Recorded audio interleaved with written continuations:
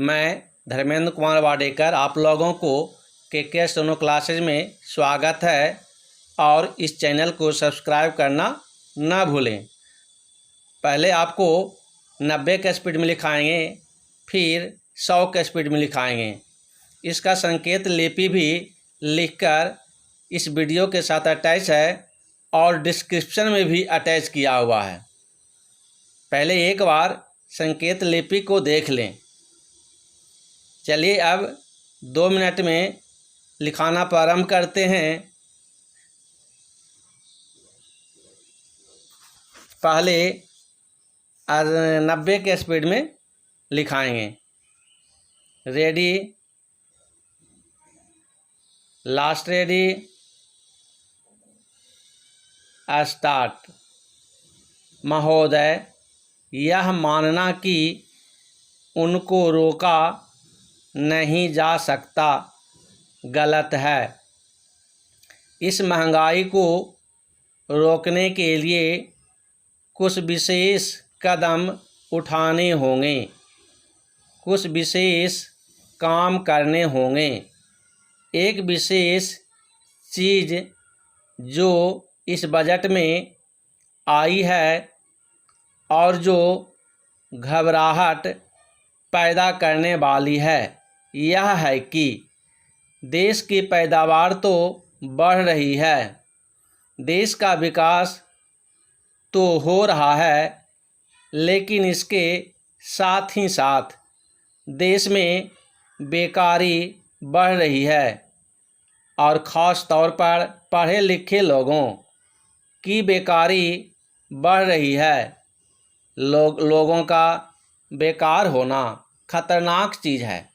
हमारी स्वतंत्रता के बाद शायद यह पहला अवसर है जब हमारी स्वतंत्रता के ऊपर एक आघात हुआ है और हम जिस प्रकार अपनी स्वतंत्रता की प्राप्ति के समय अपना सर्वस्व बलिदान करने के लिए तैयार थे, उसी प्रकार इस समय भी हमें तैयार होना होगा। माननीय प्रधानमंत्री जी के मत से मैं सर्वथा सहमत हूँ कि यह एक ऐसा अवसर है जिस अवसर पर कि इस देश की प्रतिनिधि संस्था जो यह लोकसभा है उसे इस संबंध में अपनी स्पष्ट राय देनी है और उस राय को देने के बाद हमें उस राय के अनुसार सरकार जो भी कार्रवाई करे उसमें सरकार को पूरा सहयोग भी देना है। प्रजातंत्र में प्रजा के पूर्ण सहयोग के बिना काम नहीं चल सकता, चाहे वह कोई काम हो, छोटा काम हो या बड़ा काम हो। फिर यह तो हमारी स्वतंत्रता की रक्षा का प्रश्न है और ऐसे अवसर पर प्रजातंत्रवादी राष्ट्र को उसकी सारी प्रजा को सरकार के साथ सहयोग के लिए तैयार रहना चाहिए।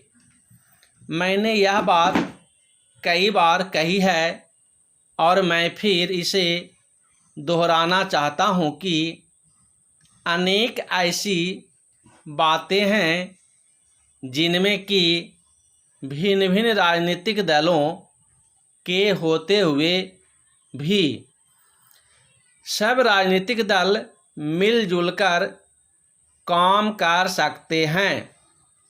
यह एक ठीक इसी प्रकार का अवसर है। मैं अपने प्रधानमंत्री जी की वैदेशिक नीति का बड़ा भारी समर्थक रहा हूँ और कल इस सदन में इस संबंध में जो बहस हुई उससे भी यह पूरा परिणाम निकाला जा सकता है कि जहाँ तक हमारी वैदेशिक नीति के सिद्धांतों का संबंध है, वहाँ तक इस सदन का कोई दल, इस सदन का कोई भी सदस्य उन सिद्धांतों के विरुद्ध नहीं है। कल मैंने बड़े ध्यान से अपने साम्यवादी दल के नेता का भाषण सुना। उन्होंने यह कहा कि मूल प्रश्न हमारी मूल नीति के समर्थन का है। 2 सेकंड रुक जाइए। अब आप लोगों को 100 के स्पीड में लिखाएंगे। Ready, last ready, start. महोदय, यह मानना कि उनको रोका नहीं जा सकता गलत है। इस महंगाई को रोकने के लिए कुछ विशेष कदम उठाने होंगे, कुछ विशेष काम करने होंगे। एक विशेष चीज़ जो इस बजट में आई है और जो घबराहट पैदा करने वाली है, यह है कि देश की पैदावार तो बढ़ रही है, देश का विकास तो हो रहा है, लेकिन इसके साथ ही साथ देश में बेकारी बढ़ रही है और ख़ास तौर पर पढ़े लिखे लोगों की बेकारी बढ़ रही है। लोगों का बेकार होना खतरनाक चीज़ है। हमारी स्वतंत्रता के बाद शायद यह पहला अवसर है जब हमारी स्वतंत्रता के ऊपर एक आघात हुआ है और हम जिस प्रकार अपनी स्वतंत्रता की प्राप्ति के समय अपना सर्वस्व बलिदान करने के लिए तैयार थे, उसी प्रकार इस समय भी हमें तैयार होना होगा।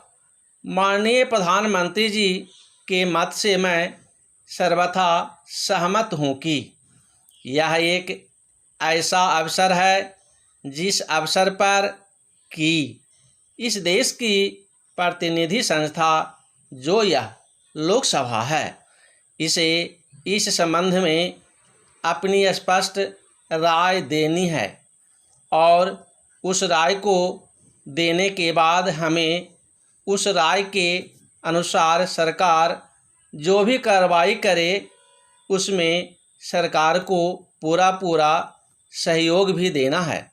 प्रजातंत्र में प्रजा के पूर्ण सहयोग के बिना काम नहीं चल सकता, चाहे वह कोई काम हो, छोटा काम हो या बड़ा काम हो। फिर यह तो हमारी स्वतंत्रता की रक्षा का प्रश्न है और ऐसे अवसर पर प्रजातंत्रवादी राष्ट्र को उसकी सारी प्रजा को सरकार के साथ सहयोग के लिए तैयार रहना चाहिए। पहला चेंज, मैंने यह बात कई बार कही है और मैं फिर इसे दोहराना चाहता हूँ कि अनेक ऐसी बातें हैं जिनमें कि भिन्न भिन्न राजनीतिक दलों के होते हुए भी सब राजनीतिक दल मिलजुल कर काम कर सकते हैं। यह एक ठीक इसी प्रकार का अवसर है। मैं अपने प्रधानमंत्री जी की वैदेशिक नीति का बड़ा भारी समर्थक रहा हूं और कल इस सदन में इस संबंध में जो बहस हुई उससे भी यह पूरा परिणाम निकाला जा सकता है कि जहाँ तक हमारी वैदेशिक नीति के सिद्धांतों का संबंध है, वहाँ तक इस सदन का कोई दल, इस सदन का कोई भी सदस्य उन सिद्धांतों के विरुद्ध नहीं है। कल मैंने बड़े ध्यान से अपने साम्यवादी दल के नेता का भाषण सुना। उन्होंने यह कहा कि मूल प्रश्न हमारी मूल नीति के समर्थक का है।